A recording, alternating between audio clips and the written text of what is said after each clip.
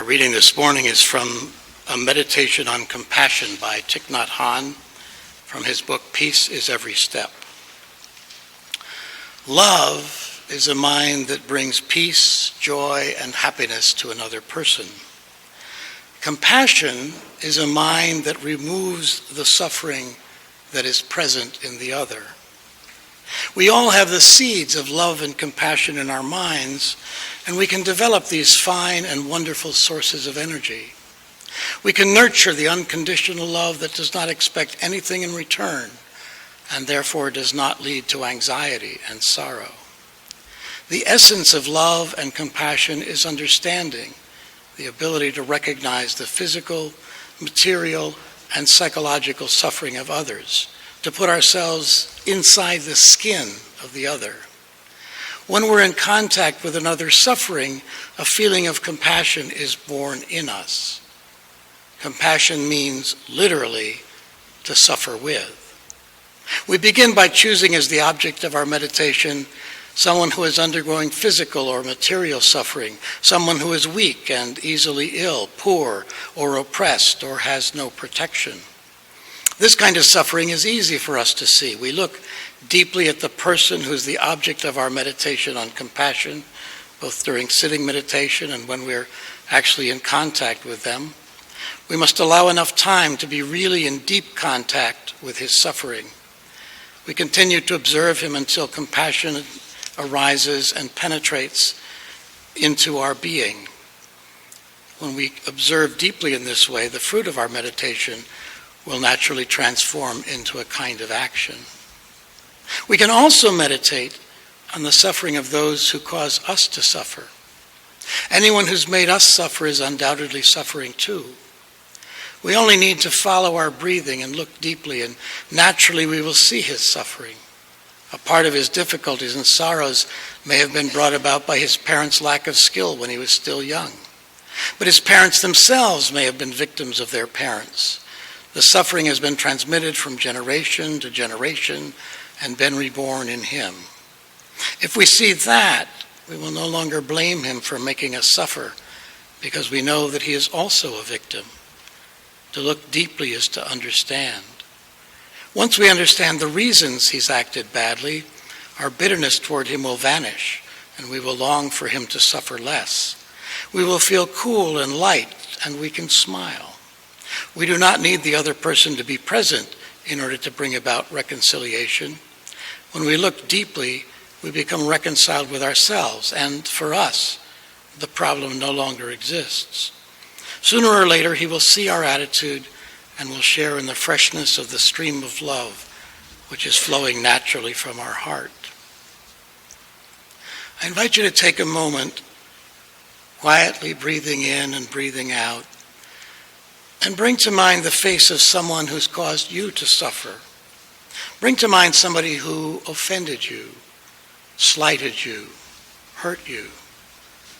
Just hold an image of their face in your mind, breathing in, breathing out.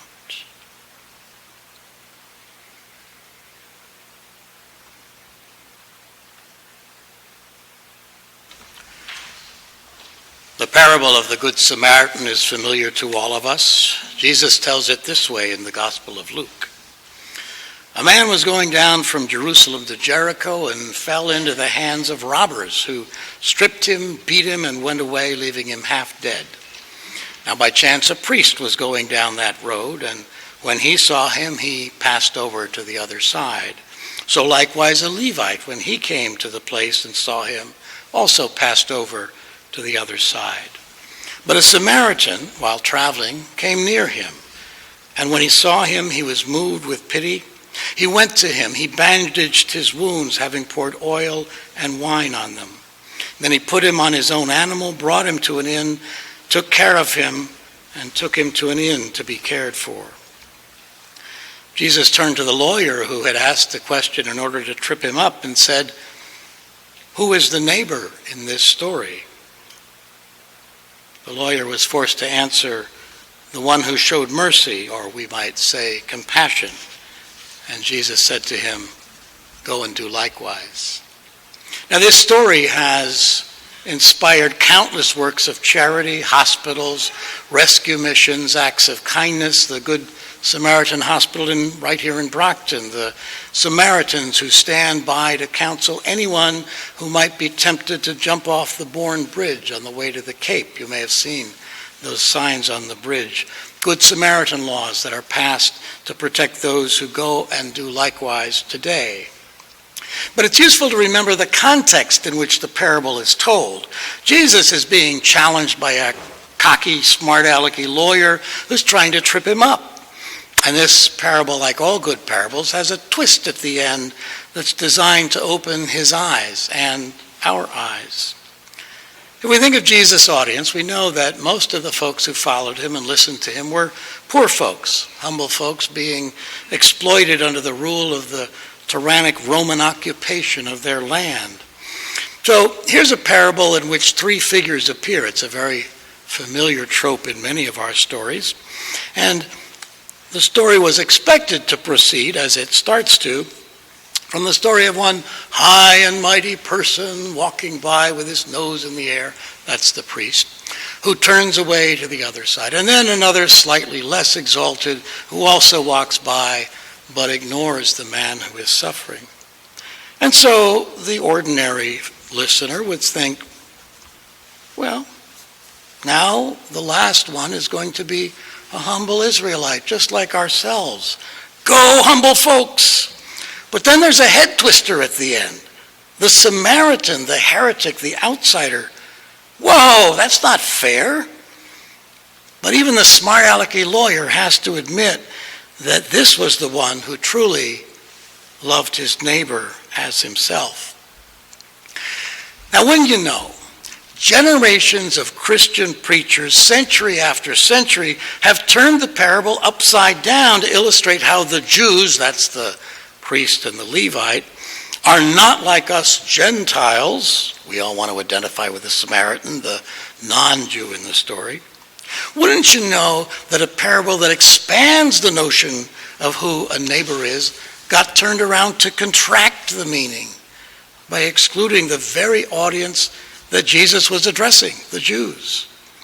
Why did the priest and the Levite pass by? Not because they were Jews, not because they were a priest and a Levite, because they were busy, or maybe they were scared. There were bandits about. How did they know they wouldn't be attacked? Amy Jill Levine, one of the foremost Jewish scholars of the New Testament, instead suggests this explanation of why they passed by. She said, the best explanation I've heard for the refusal of the priest and the Levite to come to the aid of the man in the ditch comes from Martin Luther King Jr., who preached, I'm going to tell you what my imagination tells me. It's possible that these men were afraid, and so the first question that the priest and the Levite asked was, if I stop to help this man, what will happen to me? But then the Good Samaritan came by, and he reversed the question. If I do not stop to help this man, what will happen to him? King went on, if I do not stop to help the sanitation workers, what will happen to them? King then went down to Memphis, and it was there that he was assassinated. There are bandits on the road. The parable breaks open our presuppositions about who is like us, who is worthy of our attention, to whom we need to show compassion. Teaching how to be compassionate is at the heart of all religion. It's recorded in the Analects of Confucius this way. Zigong asked, saying, is there one word that may serve as a rule of practice for all of one's life? The master said, is not reciprocity such a word? Reciprocity meaning we're all in this together. We all have inherent worth and dignity, or to put it in different language, we are all equally children of God. Reciprocity means compassion, to suffer with another, as Thich Nhat Hanh puts it. Teachings can be compelling, but they are also abstract. So it's often through stories or parables or fables that we are brought up short and taught what it is to be truly human and that it is by feeling compassion that we become truly human. So our story in the Time for All Ages this morning tells of how the king learned compassion from the ibex. Compassion in that case for animals he hunted, but easily understood as applying to all of his subject, human and otherwise.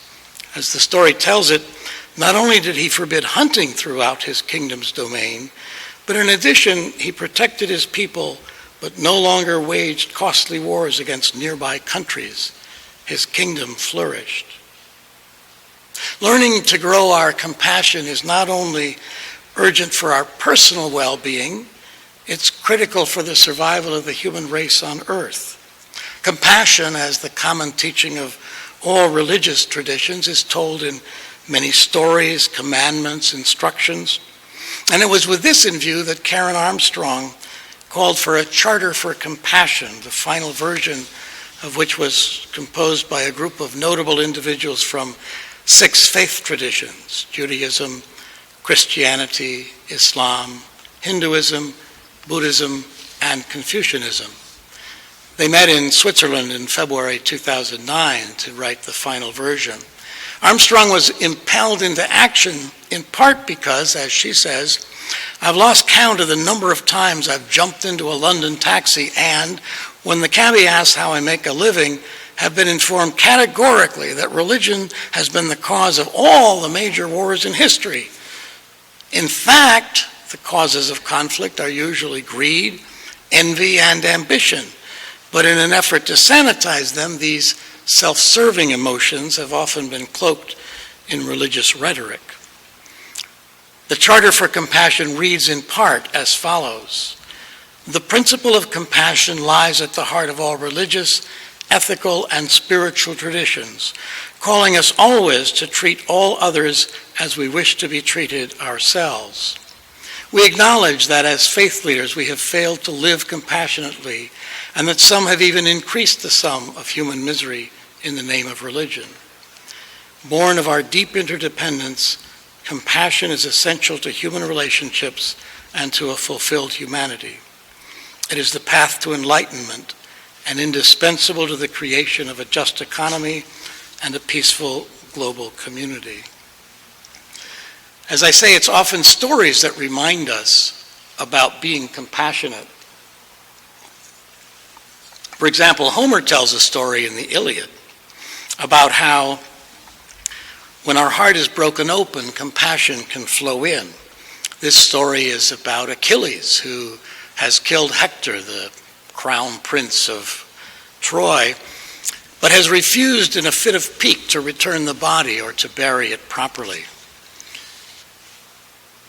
Hector's father, Priam, comes into the camp secretly, reveals himself to Achilles, an old man, perhaps on his deathbed, and begs for his son's body. Please, he says, do not let him be unburied. And Achilles is moved by the courage of this man who's willing to come out and risk his life in the enemy's camp to beg that his son may be treated rightly. Achilles begins crying, remembering the death of his own father, identified with this old king. And together, they take the body of Hector, and Priam takes it back into Troy for a proper burial. Sometimes it's not our own suffering, but the suffering of others that breaks our hearts open to compassion. The Buddha was the son of a great king and was raised in a beautiful palace, protected on every side from any kind of suffering, any kind of sickness. And then after about 29 years of luxurious and sheltered living, married to a beautiful woman with a wonderful child, he became restless. He wondered if there wasn't more to learn outside the walls of the palace. So he summoned his coachman and they went out secretly at night. And as they were going, he noticed a man lying on the ground, shivering from a fever, and said, "What is that?" Never having seen sickness before. "That is sickness," said his coachman. They went on a little farther and they saw an old man trying his best to walk along with the aid of his cane, doddering, almost falling. "What is that?" said the Buddha. "That is old age," said his coachman. And then they came and saw a procession of people bearing a body on their shoulders, unmoved. "This is death, great prince," said the coachman. And the Buddha was so moved by the suffering that he saw outside the palace that he determined to do all he could to relieve the suffering of others, and so to commence his path to enlightenment, to learning compassion for all mortals and for all beings, because all suffer in one way or another. And sometimes our hearts must be broken open from personal sorrow before we come to understand our common humanity, our shared joys and sorrows, the reality that we're all in this together. This story is told about the Buddha. Kisa Gotami, a beautiful young woman, had no father or mother to protect her, but she went to the marketplace one day, was seen by a very wealthy man. They married soon, and soon thereafter had a beautiful baby son. As the son was growing, they both delighted in his play and learning to talk and all the wonders of a young child. And then one day, the child became sick and quite quickly died. Kisa Gotami was inconsolable. She took her son's body and carried it, wrapped in a blanket, all around the village, crying out, "Doesn't someone have medicine that can make my son well again?" They thought she was crazy. She had a dead son. What could help him recover? Finally, someone took pity on her and said, "There is one who might be able to help you, the Buddha. He sits under a tree outside of town." And she rushed to him and said, "Oh, please, Buddha, give me medicine to heal my son." The Buddha looked at her with compassion and said, "Perhaps I can help you. But what you must do first is go and ask for a handful of mustard seeds. Go to the houses of the village and ask if they can give you that, and we can perhaps heal your suffering. But one condition," he said. "You must get the mustard seed from a home that has never suffered from death." Well, thought Kisa, that can't be that hard. Went to a home, asked, "Please, could you give me a handful of mustard seed?" "Well, the only thing is, no one must have died in this house." "Oh, so sorry. My father just died a year ago." "Another house, my sister, my brother, my son, my daughter." There was no house in the whole village where she could get just a handful of mustard seed in a home where no one had died. And finally she went back to the Buddha and said, "I understand now. Death is common to us all." And her heart was broken open. She buried her child, and then she realized that the compassion she had felt for the Buddha was something that she owed to others as well. She often went to the homes of the poor. She brought them food. She played with their children. And in these ways, she slowly learned also to comfort herself. Sometimes we learn compassion because our hearts are broken. At root, compassion is about breaking through the isolation of the self that comes over us when we fall for the illusion that we are distinct and separate from everyone else, and that our particular self is privileged above all others. It's falling into what David Foster Wallace refers to as our natural, hardwired default setting, which is to be deeply and literally self-centered and to see and interpret everything through the lens of self. Now, make no mistake, we have to work pretty hard to break out of this natural, hardwired default setting. And it's inevitable that we will slip back into it over and over again. It's part of our human condition. But once in a while, something shows us up that reminds us that actually we're all in this together. This life, this world, this particular time in human history. And sometimes we can stand back from the conviction that we are special and realize how truly lonely it is when we isolate and privilege ourselves in this way. Sometimes, like Kisagotami, we have our hearts broken open in a way that reminds us of our common human fate and condition and breaks us out of our grandiose isolation. Sometimes we hear of great suffering, of Nepal, of Baltimore. Sometimes we hear of a friend who's lost a loved one. If we're wise, we'll set out to learn to be compassionate without having our hearts broken. We'll enter into practices that help us to learn compassion each day. We'll try daily. We'll fall short over and over. But always we can return to what we know to be true and start over again. This very early Buddhist poem is a meditation that can be used to remind ourselves over and over to live into compassion. Let all beings be happy, weak or strong, of high, middle, or low estate, small or great, visible or invisible, near or far away, alive or still to be born.